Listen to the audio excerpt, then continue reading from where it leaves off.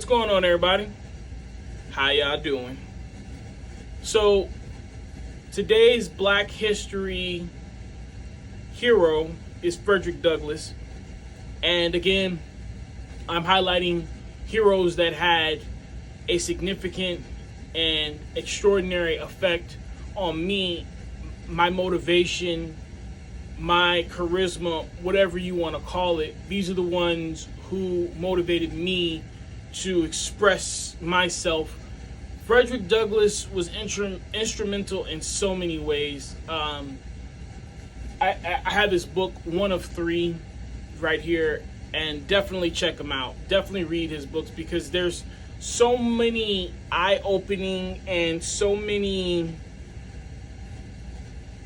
much information is provided in these books, because there is a time that we live in where people want to stop teaching slavery in school. They want to act as if it didn't exist. They say that it's damaging kids because it teaches one kid that their history was wrong, while it teaches another kid that they should be superior. I don't think that's the case when it comes to teaching slavery. I don't think it teaches black kids to hate other white kids. I think it teaches that we as a nation, we as a people, were doing something wrong and we corrected it. No matter what you believe, you have to understand and accept, if you don't know your history, you're doomed to repeat it. So people think, let's stop teaching slavery because it teaches one thing. But the reason they want us to stop teaching about slavery is because they want to try to bring it back. And now you think I'm talking about black slavery and white masters. I'm talking about the poor or the middle class being enslaved to the ones who regulate and control resources. I'm not teaching classism, and I'm not saying that we should hate the rich or eat the rich or anything like that, because there's a lot of people out there who are giving back and providing opportunities who have made money. But what I am saying is, when you read about what actually happened, when you read about the tools and the systems and the resources that they put in place to make sure that people stayed, and I'm going around my brain here, my mind stayed enslaved, you realize why they want you to stop learning about slavery.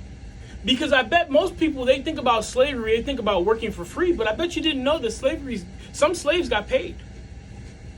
That's right.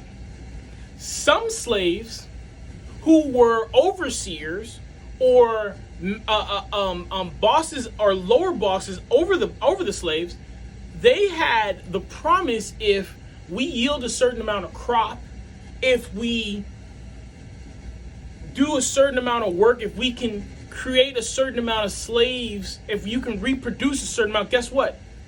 We'll set you free. Now, what does that sound like? Hey, our boss said that if we work hard enough, we'll get a bonus.